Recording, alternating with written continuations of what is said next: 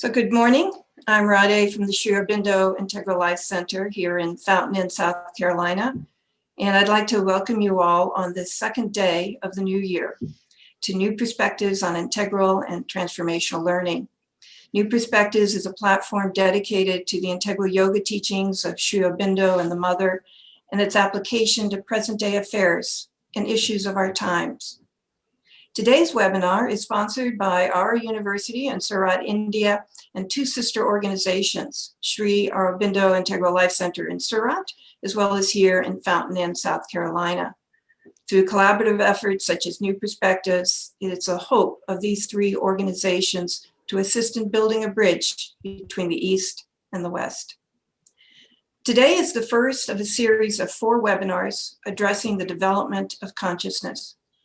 Sri Aurobindo says that all yoga is in essence a heightening, deepening, or widening of our consciousness so that it may become capable of something beyond our ordinary surface state of awareness.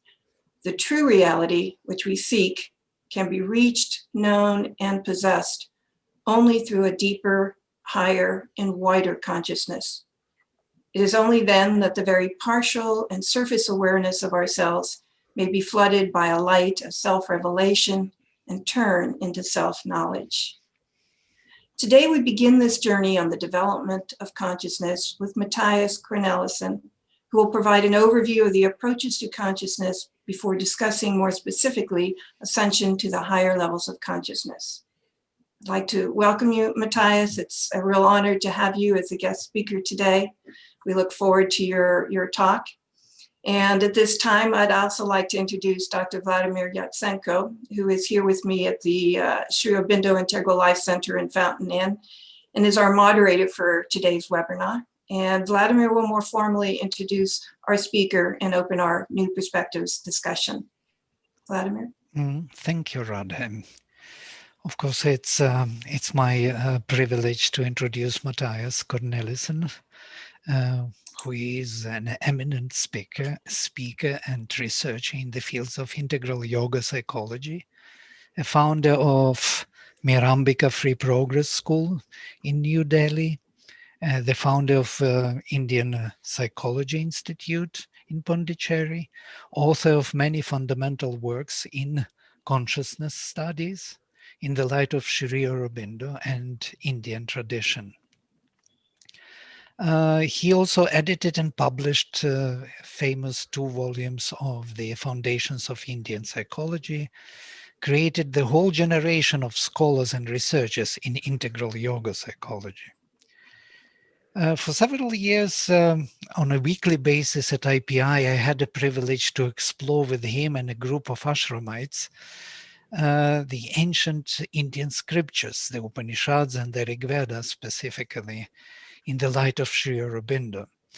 And that was the most kind of memorable time of my life. I remember those diving deep into the psychological meanings of the passages and hymns from the Rig Veda and Upanishads.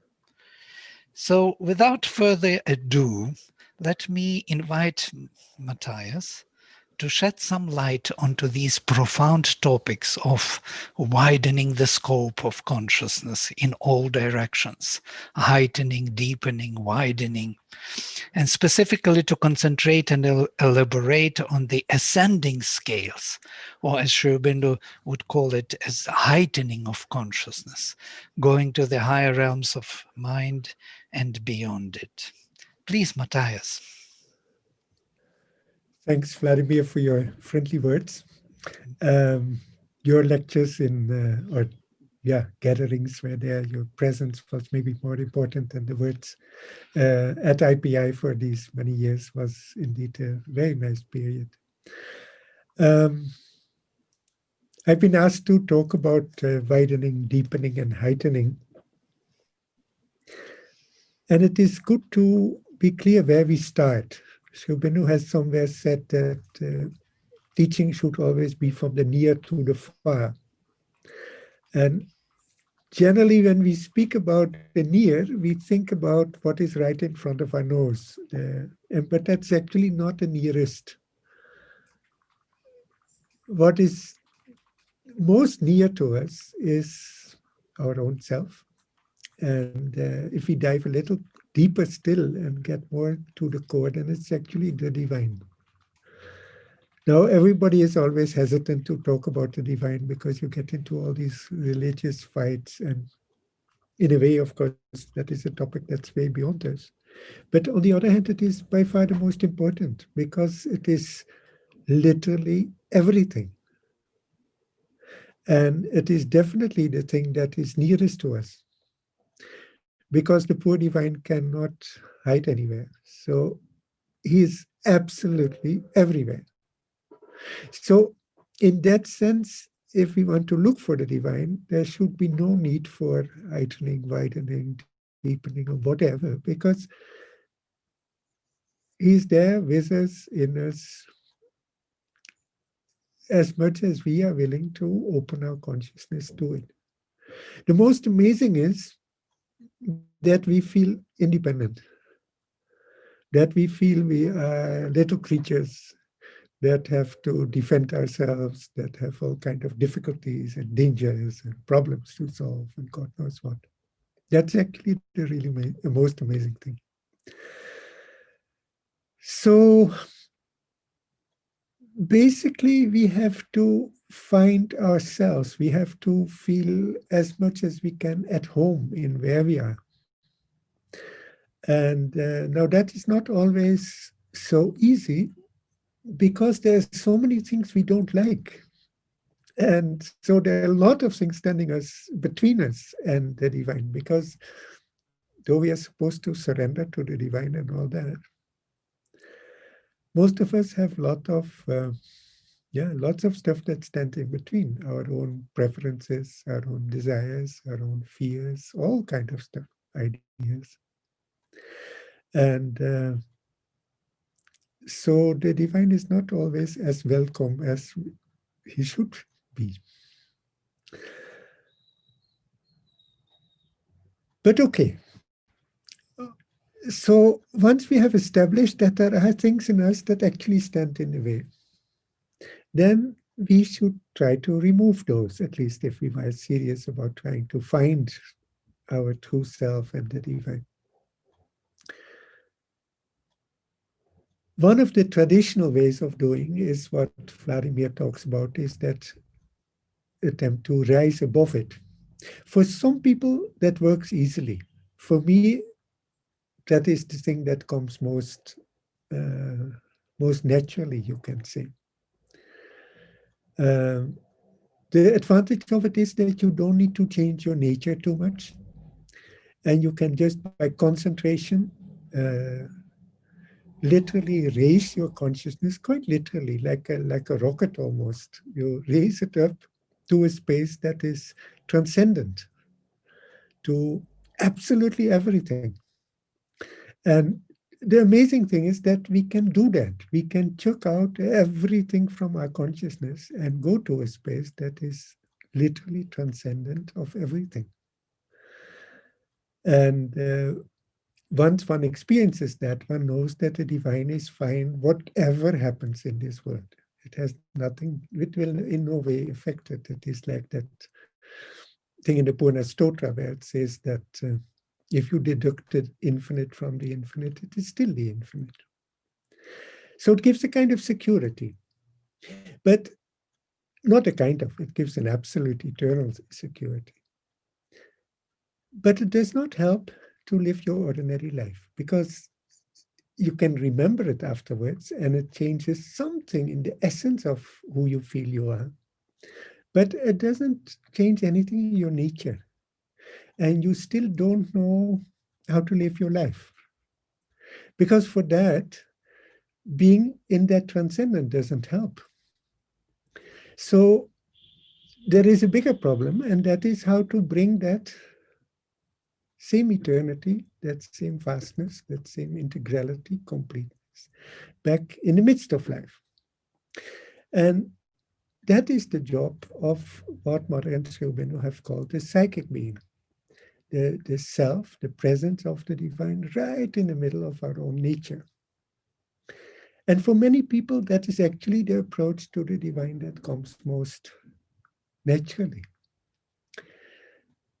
And to the extent that that presence becomes more concrete, it is very, very wonderful, because you feel that you're really literally with the divine. The divine is there with you, or at its best, even it is the very essence of your own being. The distinction becomes actually irrelevant. So finding that right inside ourselves is perhaps the most wonderful. It is definitely the most warm and present and alive form of the divine. And then there is, of course, the third one, the cosmic one. It has always been these three forms of the divine that have been stressed. The divine by itself is obviously Anantaguna. It is absolutely every possible quality and absolutely everything.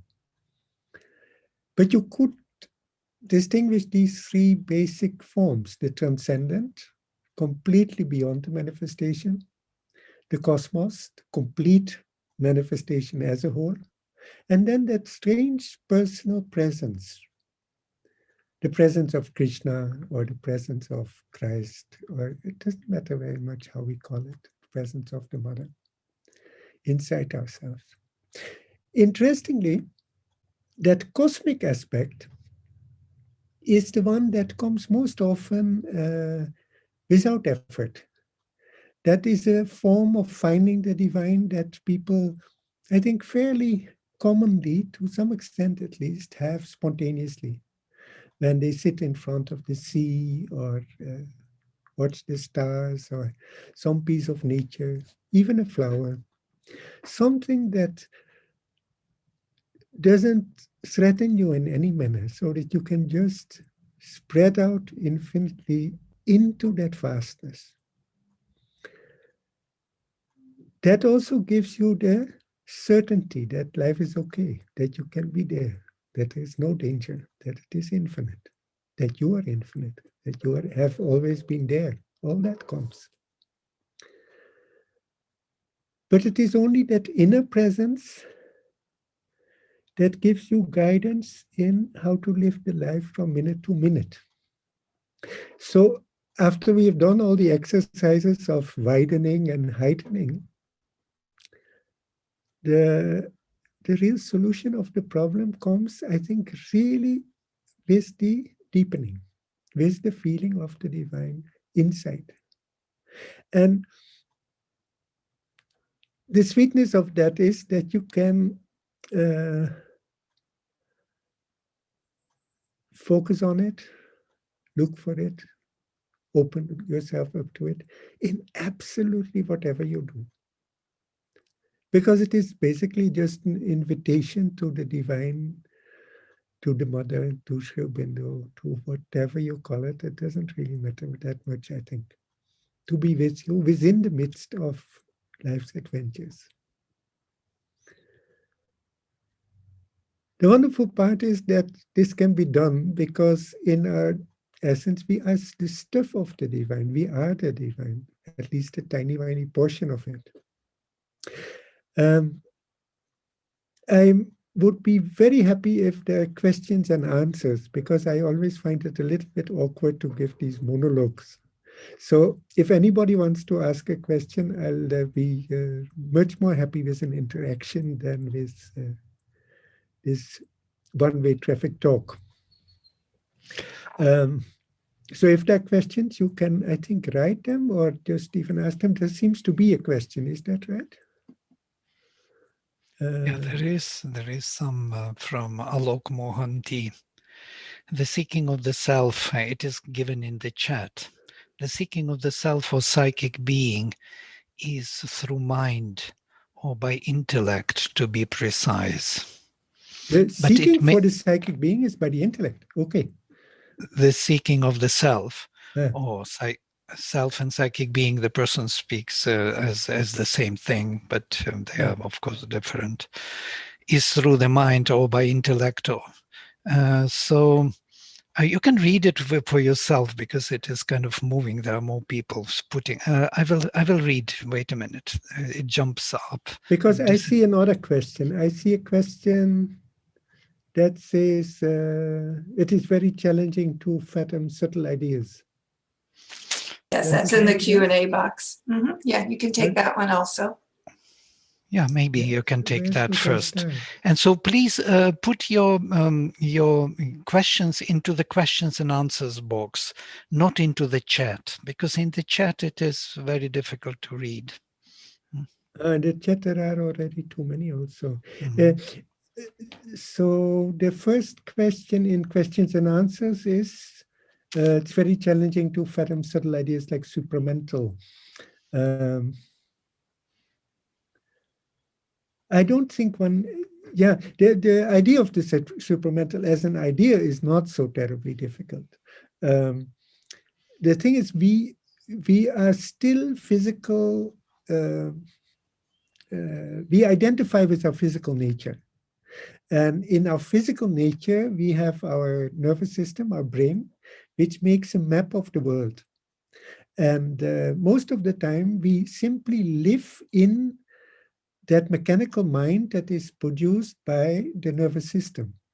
So we think that the world looks the way our mind presents it to us. We live in a constructed reality of our own. So it is not direct knowledge. It is an imitation of reality, which we take very, very serious. And so that's the ordinary mind. The mind is embodied in our brains. The supramental is the knowledge that has built the world. It is the truth that is intrinsic because it is a part of the reality itself. While the ordinary knowledge, the mental knowledge we have is a constructed one. And one of the fascinating things of modern times is that we have more or less figured out how the mind does that, how the mind works technically, because we can imitate it in computers. But the real truth escapes in the process. So Sri Aurobindo says that the next step in the evolution is to get to learn to think through that supramental knowledge, through the knowledge that directly knows what is true, and not anymore through this poor mind that just has to make some kind of a model of reality and then manage with that. So that in short about the supramental, but of course there's a lot to that. About how to bring the psychic forward in daily life. I think I mentioned something about it, that the wonderful thing of the psychic is that you can try it and try to be open to it from second to second, absolutely in whatever you do. That is, you don't need to take time out for it. You can if you want to, but it's not really needed because the mother is there all the time and you are there all the time. So the only thing to do is to open yourself to listen. There is that beautiful thing before the Gita, where Arjuna has the choice between Krishna's army and Krishna. And he wisely chooses for Krishna. And Krishna in some ways represents the psychic element in ourselves. Yeah, normally we are busy with that instrumental nature. We think we get happy by doing this or by doing that. That's all the outside. That's the mind, the constructed reality.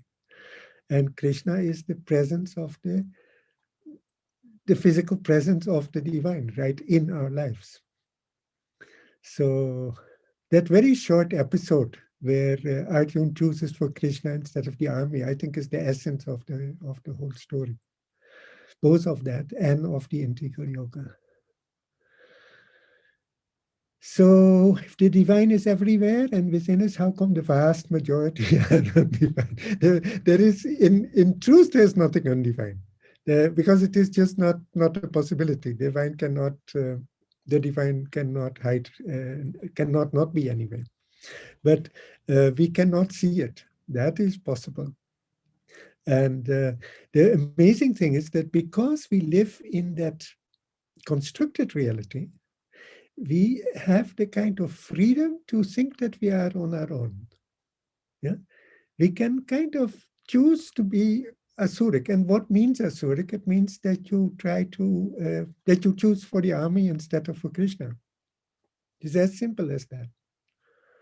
So when you try to live on the outside without the core, because you want to be on your own or something like that, then you fall into that reality that looks fake to you, but in the end is still imbibed by the divine, because the divine is even there. The divine is even the ultimate truth behind the asuric. But the asura doesn't know, so he goofs along like we do. It is quite amazing to what extent in modern times, because we are so terribly proud of our own minds and all, we live in some ways asuric lives because we think we are on our own. And to quite an extent. So it is a matter of having that individuality and then surrendering that to the divine. So it is probably a necessary stage, because we have to kind of individualize, no? We have to kind of become, yeah, I could almost say independent, but you want to become independent of your surrounding. And then you realize that you should be completely dependent on the divine, because then you get a center of individuality that is in complete harmony with everything else. So that kind of pseudo individuality that the asura has is a very strange in-between stage that has its necessity in the history, but has to be overcome, because the plot of the story is to get centers of consciousness that are fully in harmony with the whole. And for that illusion of independence, of being on your own, that has to go. But strange enough, we have to first develop that ego, and we have to, it is a stage.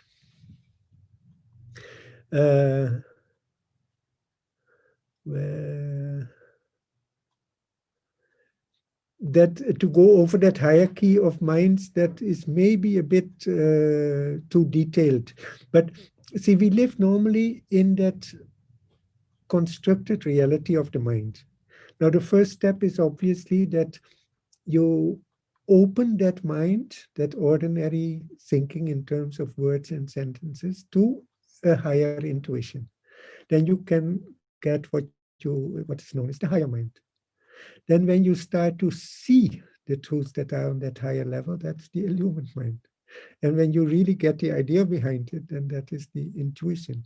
And then when you completely get out of that individualist mind, you get the overmind.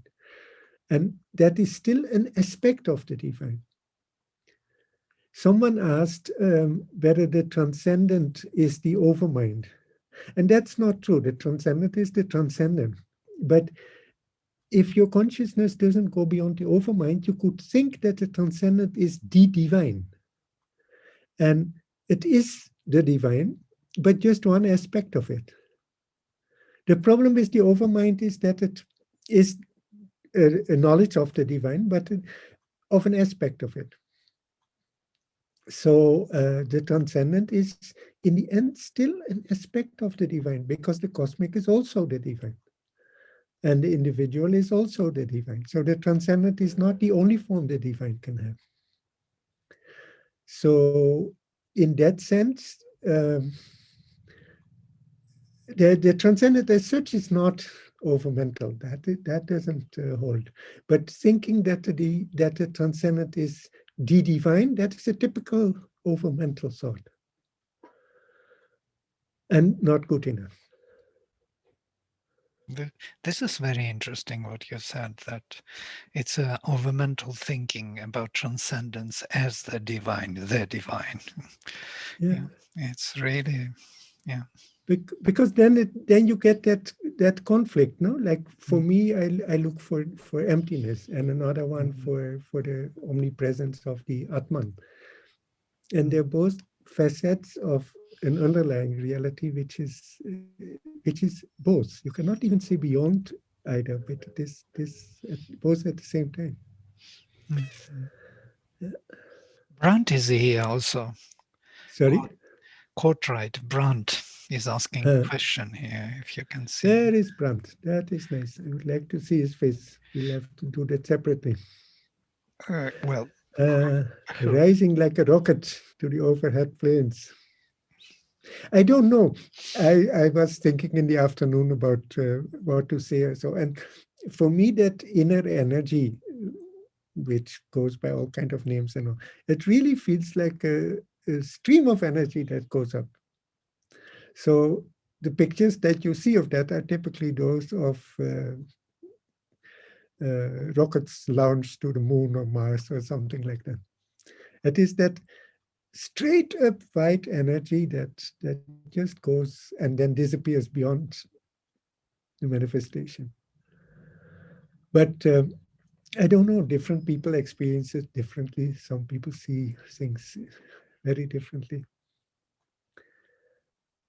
And I think the psychic doesn't need to rise. It is the center of your consciousness, which goes through all these planes and then goes to the transcendent. In the psychic, I don't think you have that feeling of rising. You are just where you are, and you feel a stronger and stronger divine presence. So, and it is also not the mind that rises, because the center of your consciousness gets out of the mind into realms that are have nothing to do anymore with the mind. So you can feel that you go, say, from thinking, you go to the heart and you feel, and it is more alive and more true. But this vertical process is something that goes behind in your subtle body. And then indeed you go, say, from here to here, but then you go to other realms.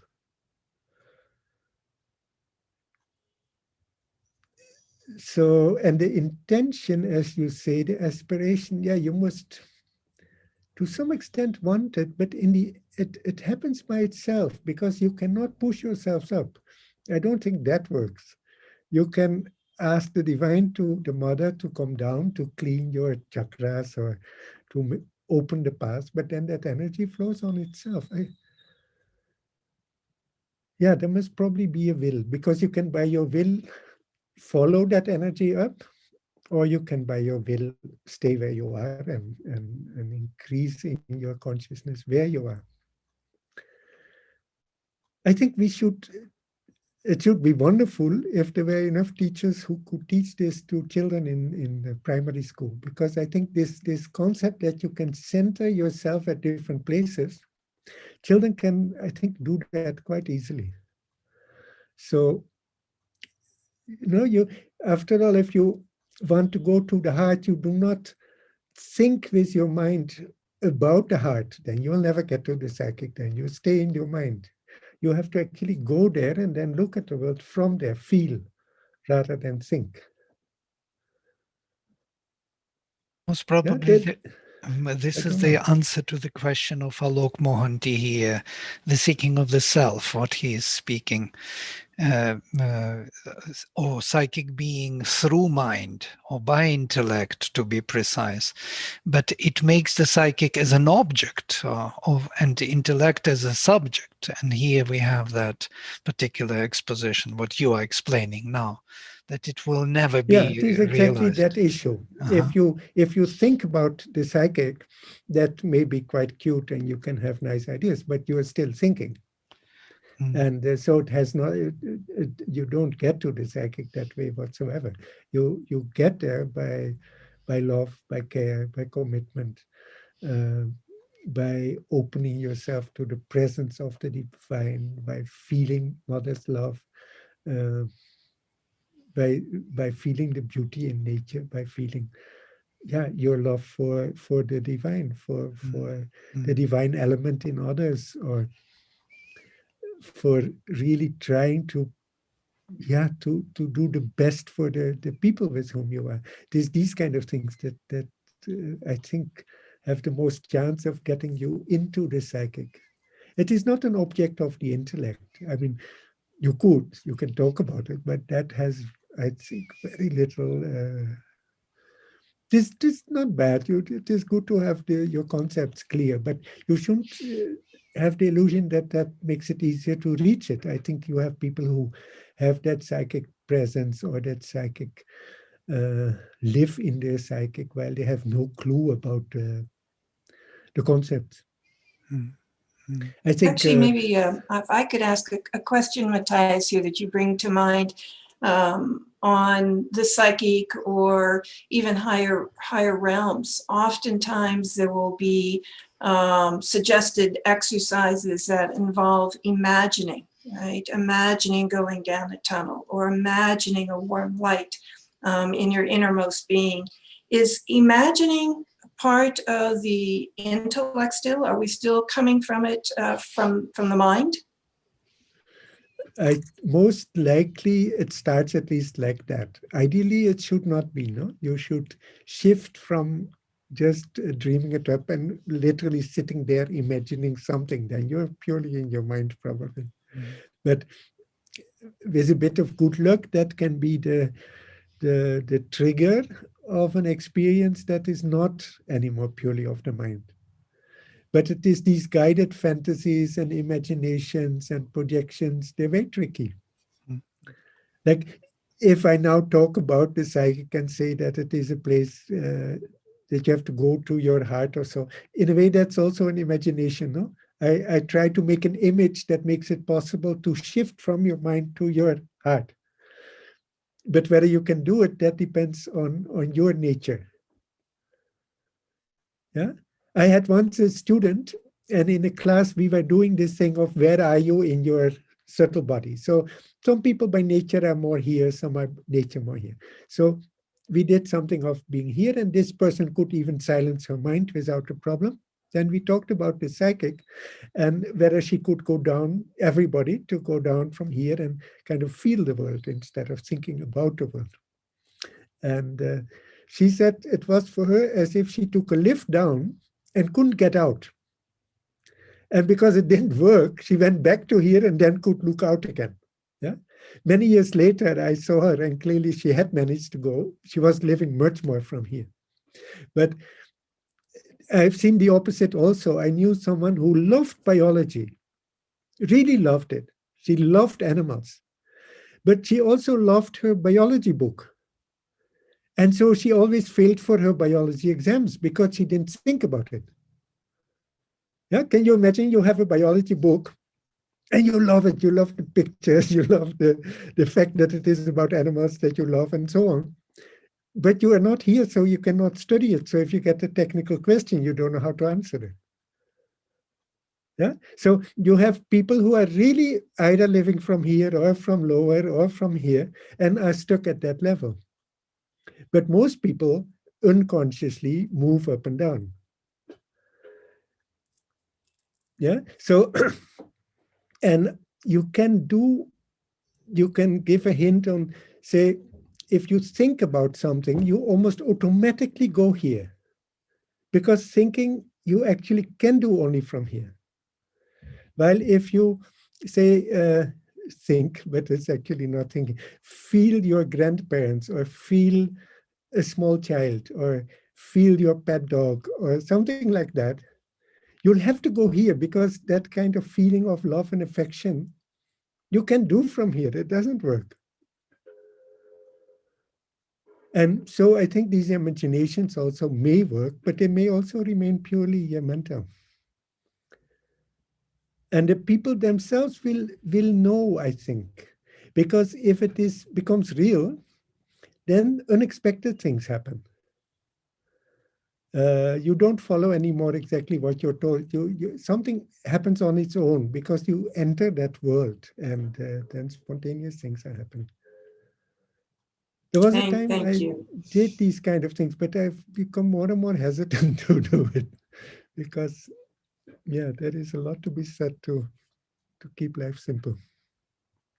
And these imaginations, they tend to remain somewhat on the surface. That also is an area to be explored. So it has probably, there is a period in life where it is useful. But yeah, this that period. Yeah. Who else has these questions? I don't know if any of these. The problem with these written questions is that I get no idea whether the answer has hit the point or not.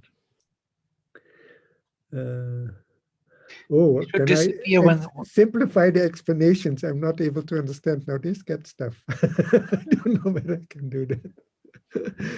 If we were together, then it would be easier because we could feel where things go. Eva,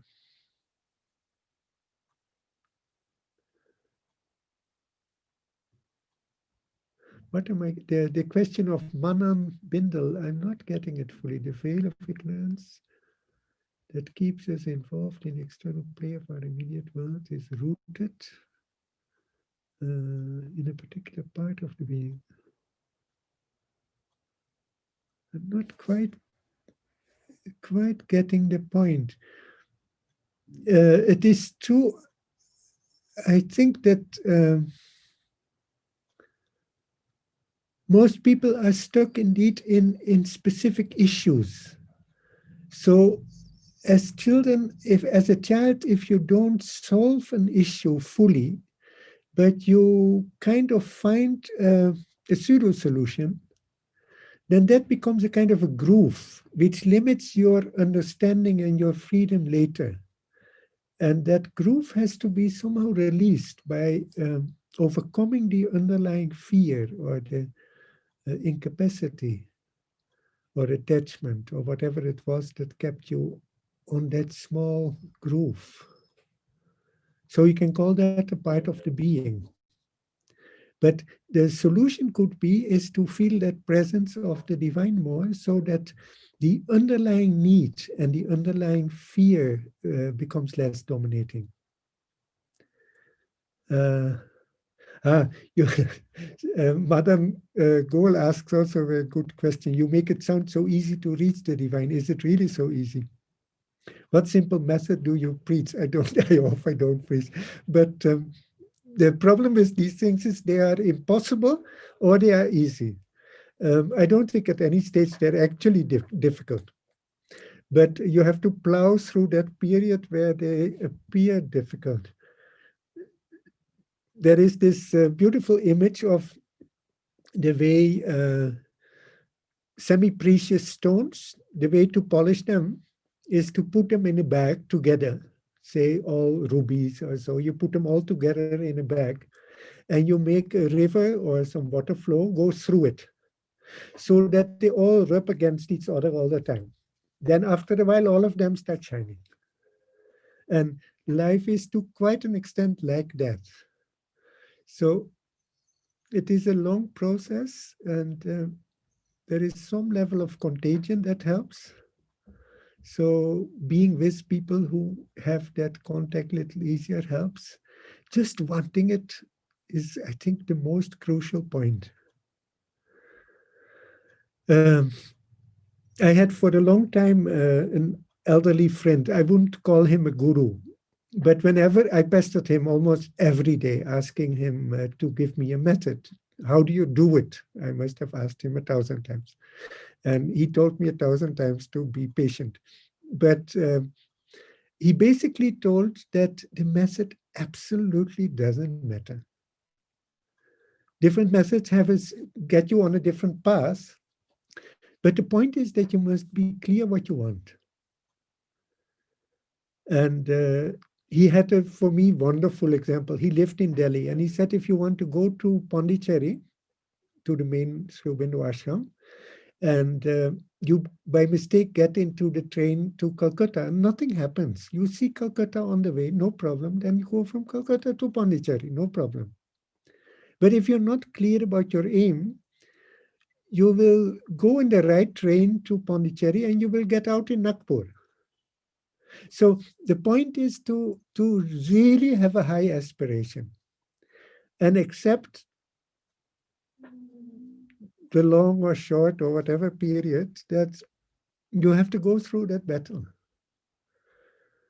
And it is not easy. It is, yeah, as I say, it either is really easy or it is impossible. But that period of strife is needed, because that is the time that you polish and remove all the rubbish in your own nature. And I don't think there's an escape for that. You have to clean that up.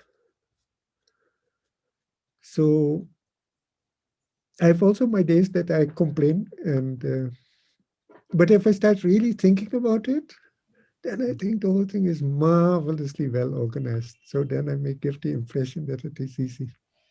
There is an interesting question to this, what you are just saying by Alina. When rising above higher in consciousness, in my experience, I feel there is a part of the mind that refuses to rise.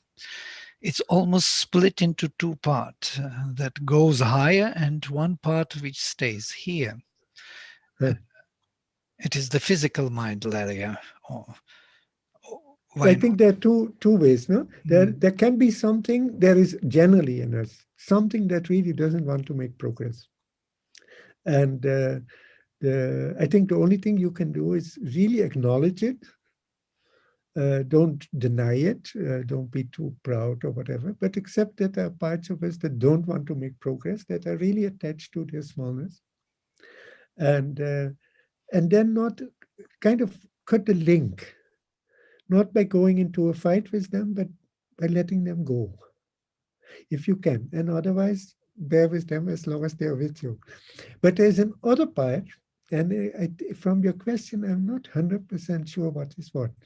There can be a part in you that feels that you should combine the two, that you should keep your feet on the ground while you rise to these higher levels. Because the ultimate aim of life is to make that, or to become that bridge between the higher consciousness and the lower world. I think that is the reason why we actually are here. So it may be a bad part that you have to get to let go because you really need to experience those higher levels, but it might also be a hint that you have actually to stretch. So I'm not 100% sure from the way you write which of the two it is. There are things you have to just let go because they are just obstructing the progress and the light. But in the end, we need to bridge the two layers. Brandt says still that somewhere I thought that Sri Aurobindo said it was best to rise with the psychic, though not necessary. I think the psychic as such does not rise. The psychic is where it is, and maybe expands. He also does say that even psychic inspiration ultimately comes from above, but that is by growing.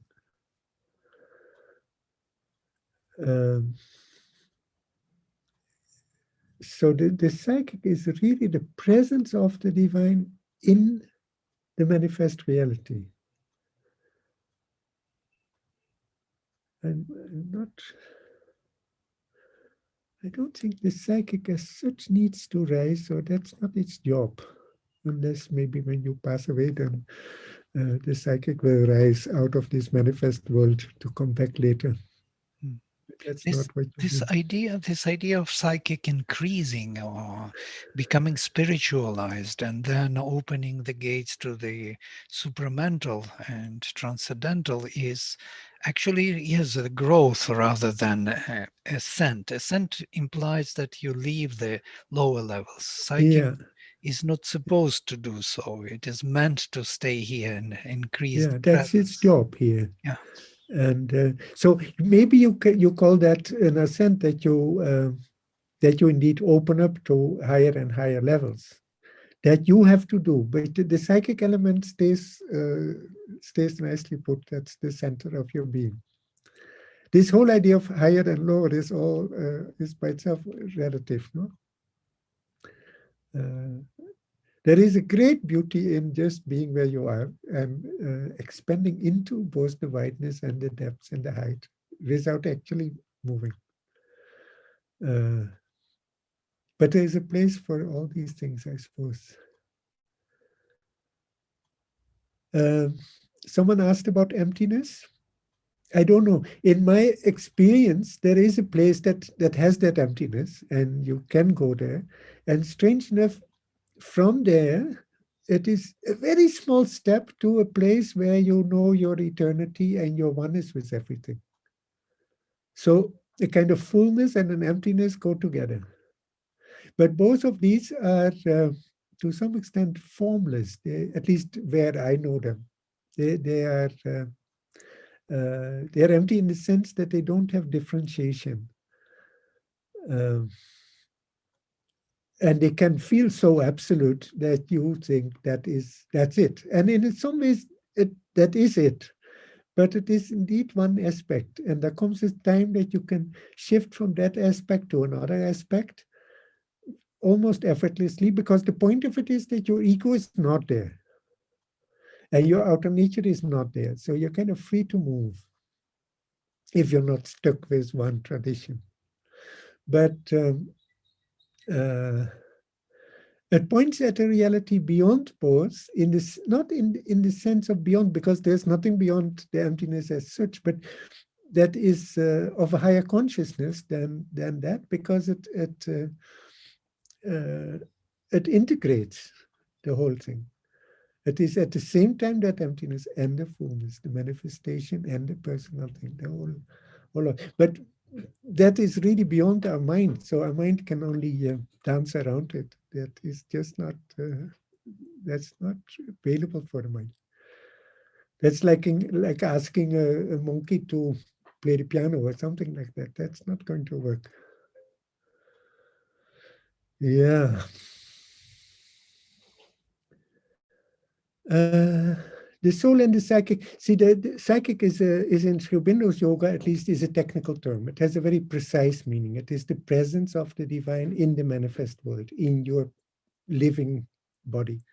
The soul is an English word that has a very undefined meaning. It can be just yourself. It is the center of your identity. It is sometimes used for the psychic entity, sometimes for the psychic being. Sometimes even for the ego. Sri Aurobindo has a chapter in the Life Divine that is called The Double Soul in Man, and there it is both the surface and the depths. So soul is not a technical term, and Sri Aurobindo uses it very often just as any English person would use it. But he uses it most commonly for the psychic being, I would say. Though I've forgotten that it may also be most common for the psychic entity, but it is somewhere between the two. Yeah. The self is different. Huh? The self is, at least the small self is the ordinary concept of your self-concept, basically, what you think you are. And the capital self is the eternal being that doesn't change, that stays the same from life to life. Your real essence.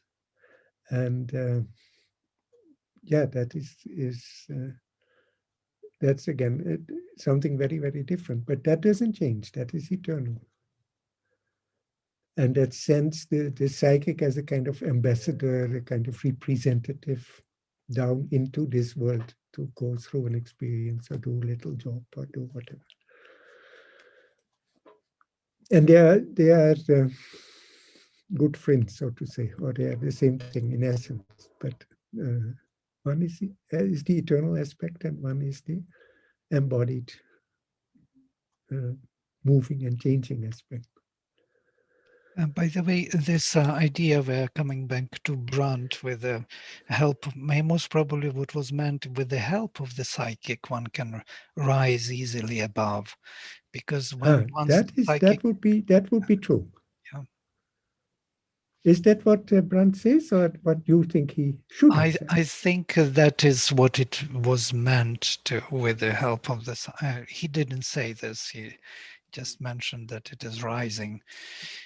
But once psychic is in front, your psychic can help you to rise, and it may be for you at a certain point that what you really need to do is to rise. And it may also not be the need to do, because it may be that you really should try to get the divine down here. They're very different experiences and different stages in your life. But Shubhendu says somewhere that you have to have, at some stage, you have to have that experience of the emptiness and of the transcendent, because it is an essential aspect of the divine. And if you have not had that experience, you're almost certain to take the manifest reality, the constructed reality, too serious. Having a direct experience of the transcendent kind of radically erases that possibility of taking the manifest reality too serious. Because you know then from realization, from experience, that there is something that has really nothing to do with it, and that's perfectly fine. So probably you need that at some stage, just to make sure that you don't get stuck into some lower realization that is kind of comfortable and interesting, but still not really that. So you have to know that emptiness, to know that ultimate purity. And because otherwise, some aspect of the divine will be so enchanting that you think, yeah, that's very important, and that's really what it is. And that is always relative. And that experience of the infinite, I think, helps you to know that relativity experientially. Yeah. But at what stage that comes, or how much it has to come to the front or to the concretely in your life, I don't know. There's so much to be done to change our nature. and can you please also elaborate a little bit on the difference between psychic entity, psychic presence, and psychic being, that people should understand that it's not Okay, something... that is terminologically simple. The psychic entity is really the core of your individual being in the world. Yeah, so it's really the spark, the essence. Yeah, the psychic being is okay. The psychic presence is when you live on the surface, but you start becoming aware that that psychic entity actually exists. So you start feeling your presence in the back or even in the front. Yeah. So you become aware that he's actually there. And and you can also feel the psychic presence of someone else. Then you think he's an old soul or something like that. Doesn't need to be your own psychic. You can also feel the psychic of another person. Someone who had that very strongly was Ramananda Maharshi. Both in himself and in others. Well, he didn't have the theory for it, but in experience, he clearly had that. And the psychic being is that part of your nature that comes directly under control of that psychic entity. So that is something that grows over many, many lives, and is basically the outcome of your life. Everything that you really learn and that is important enough to carry with you to another life or whatever, that's all part of your psychic being. That is the part of universal nature that becomes really an aspect of your own incarnate being. And as such, it grows a little bit during each life, and it grows from life to life. That is your psychic being. It is a combination of a piece of nature with a piece of with the self that belongs to it, the real self. Maybe most probably that answers the question of Anjali Jaipuria, who is asking here, what are the methods one can start with to connect with the psychic and then finally get stationed there?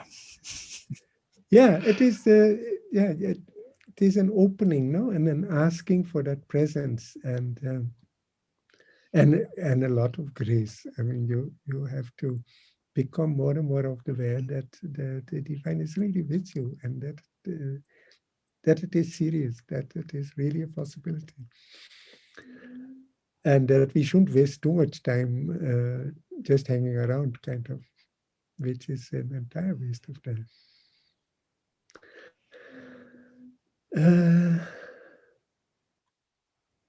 The mind is there's an anonymous person who how to accept the role of the mind as a tool. It is by itself neither a tool nor a hindrance. It depends on the stage where you are and what it does. The mind is a very great tool to have, but it is like a good map. If you have a good map, that's very useful. If you have a bad map, that's very harmful. And so for some people, they have ideas in their mind that actually stand in the way. Then it is a problem. And it can be a problem when it is like, for me, it is like knowing Sanskrit. That is a wonderful tool. And for some people, it's a very big problem because it gives them the illusion that they know while they don't. So all these things can help and they can hinder. But the mind is good to clean up and to provide a path. The nice thing about the mind is that the mind is in a way honest, and it can recognize its own errors if you allow it to do that. So if the vital doesn't interfere too much and allows the mind to be true to its own nature, it will correct its errors and become a better and better map. It is still a map. So at some stage you have to, you have to kind of dare to leave it and be out in nature and let keep your map in your backpack. But there are moments that a good map really helps to know where to go, what to do next. Matthijs, I'm wondering if we could say the same thing about the heart and the emotions, that it can be both a hindrance at times for uncovering the psychic as well as a tool. Yeah, absolutely. So if you are at the level of the heart in the psychic, then it is great. And if you're there at the level of attachment and fear and smallness and hatred and all those kind of things, then it is a very big problem. And then the mind can help to clean all that mess up. The problem is that the unregenerate vital so often uses the mind to support itself. Yeah, so our vital desires force the mind to support their wishes. Then you are in a very cumbersome and difficult position. But yes, nothing better than a pure heart. And also a really clear mind, I think, is a wonderful tool. As long as you know that it is a tool, that it isn't a tool for expression, it is a tool for cleaning up things. Yeah.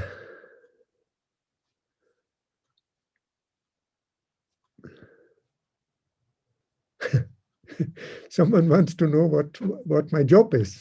I teach in the ashram college, and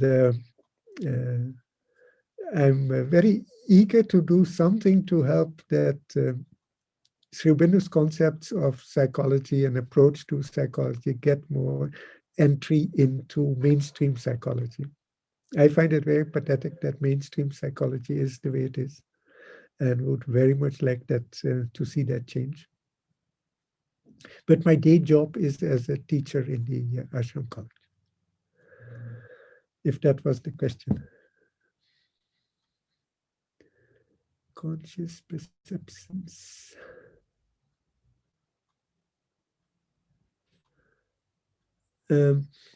I don't know if you can understand relationships from an electromagnetic or quantum perspective. I think you can understand quantum mechanics from Indian spirituality. I think the opposite would be very, very cumbersome. Quantum mechanics, as far as I know, makes sense mathematically. but it's very difficult to understand. But from an understanding of the Indian concept of consciousness, it is kind of obvious that it should have been like that. So, but I think it is, in terms of real understanding, it is better to start from the Indian side, then the other things fall in place. And I don't see any reason to use a physics understanding to support spirituality. Personally, I don't see the point of that at all. As a society, we have much more faith in physics than in psychology, and to an extent, right, because we're good in physics and bad in psychology. But in the end, spirituality, I think, has a higher authority than the hard sciences. And I think anybody who deals with people will recognize that intuition plays a role, that telepathy exists, that you can really know what another person feels. And all these things are very hard to understand if you work from the side of physics to the depths, and very easy to understand the other way around. Anyone? See, most of our perceptions are just the sense perceptions that the body has. And we are so involved in the body and so attached to what the body does that is the world in which we live. But Sri Aurobindo goes so far to say that you can have, all knowledge can come from inside. All of it.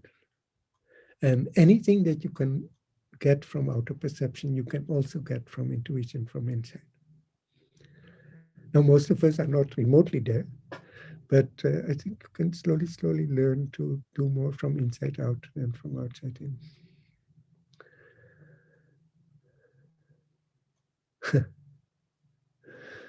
Yeah. Should you force yourself by discipline or be natural and spontaneous? That's a very difficult question, because that division is a bit artificial, I think. The point is your aspiration, your will to grow. And then it doesn't feel like discipline. It feels like an inner urge to do.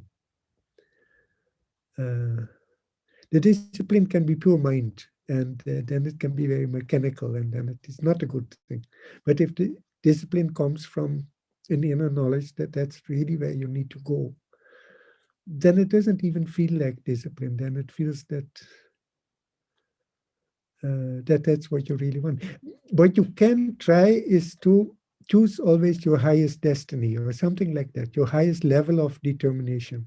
You're pushed by different things. You're pushed by your mind, by your vital, by your other people, by all kinds of things. So you can try to shift the center of authority in your being to where your soul really wants to go.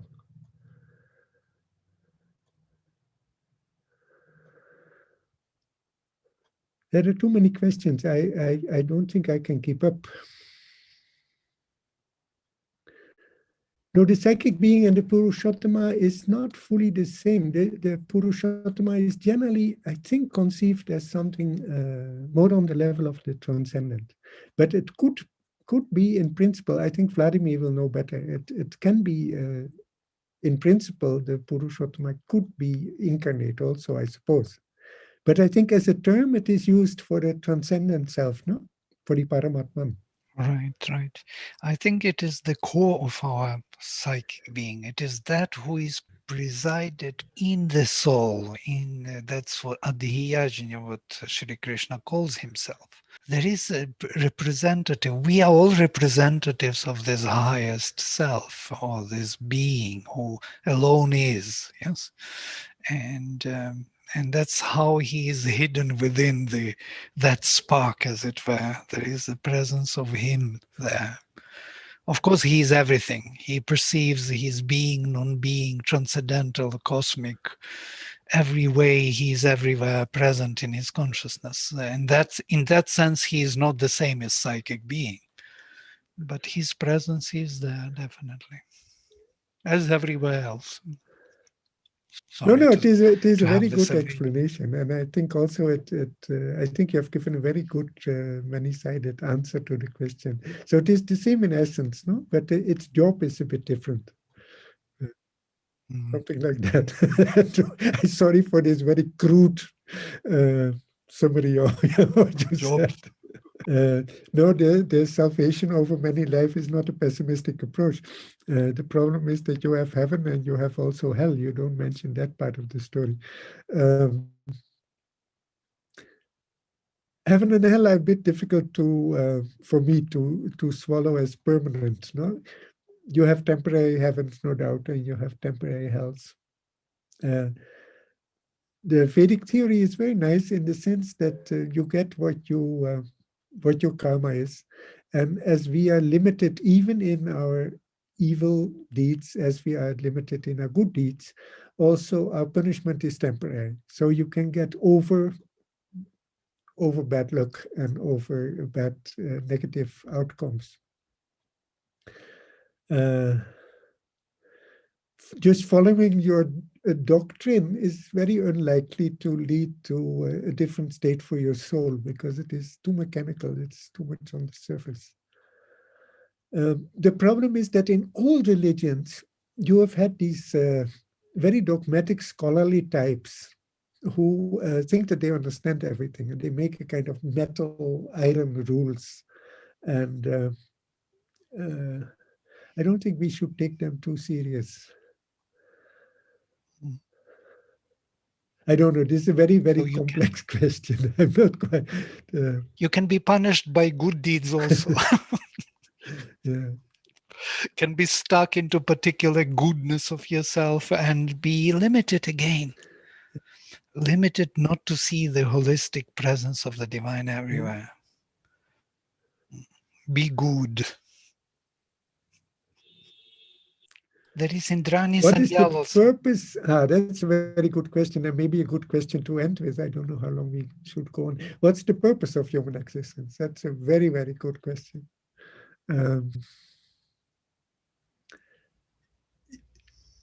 Yeah, the answer that you have to find for your life, that's a very personal matter, because there is so much to do that almost certainly you can in one life do only one small aspect of it.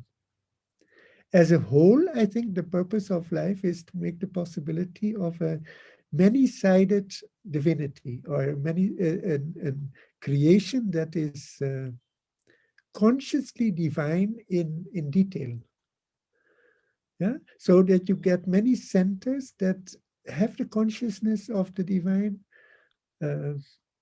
kind of localized in multiple centers. So the purpose of life is really a transformation of our embodied existence by a higher and higher level of consciousness. But that's a very, very vague and general answer. So you'll have to find your job in this life. And that is often something,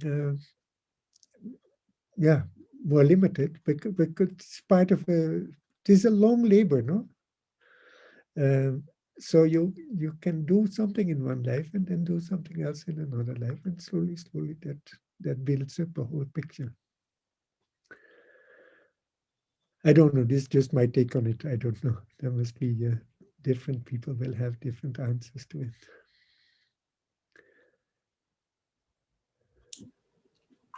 And we can also, Matthijs, I know there's, almost 20 questions still open and waiting for you, but we are happy also to collect these questions and try to summarize and send them off to you if you happen to have time, or we can also do a second session as a follow-up for these questions. So we'll make sure that one way or the other, the questions get addressed.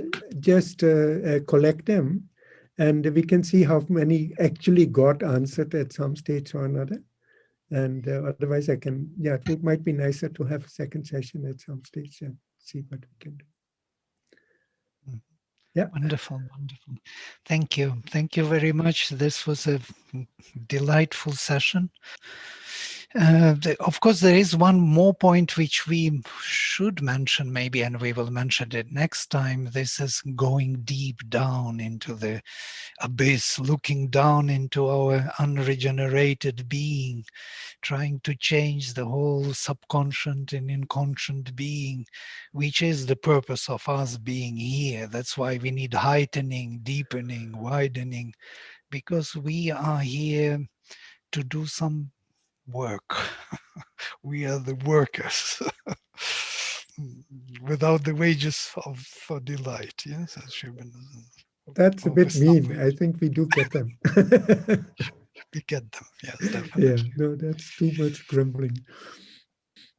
Right, but still, this is the grand vision of integral yoga, and it was beautiful to listen to you, Matthijs, and I hope we will connect again and go still on our journey, discovering different methods, ways of practicing integral yoga, and changing our lives together.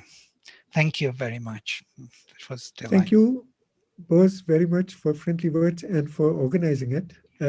Please do collect all the questions, because there are many interesting details that we did not discuss, actually, if I look at them. So please.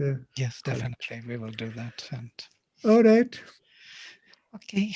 All the very best. Happy rest of the new year. Yes. Happy New Year to all. Yes. Lovely. Thanks. Thank you. Thank you, Matthijs, so much. Very much appreciated. And just to mention very quickly before people begin to sign off, that this entire month during January, we will be hosting, as Vladimir alluded to, different talks on the development of consciousness. And so we hope you can join us next Saturday, January 9th. We have Dr. Sumitra Basu, who will speak exactly on this descent and ascent from the subconscious and unconscious realms. And Dr. Alok Pandey will then follow the following Saturday, January 16th, on exploring deeper levels of consciousness. And this is, again, will be an entire talk just on uncovering that innermost being, or that psychic, or the soul. And we'll end the last week in January with a discussion on this widening of consciousness, or cosmic consciousness. But obviously, all these movements at the end of the day are to be integrated. We do hope you stay with us throughout this month, because as you will see, each webinar will build upon the previous one. And collectively, we're looking for these 4 webinars in January to really form the foundation for our 2021 New Perspectives webinars, which will be centered on the holistic development of consciousness throughout this year. So I too thank you all for joining. And again, so very much, Matthijs. It was interesting. It was a new format for us. We've never done discussions throughout. We normally say at the end, and this has been very dynamic and energizing and interesting to be able to cover many different aspects of your topic. So I thank you very much. All right. Thank you too. All right. See you. Bye. Namaste. Namaste.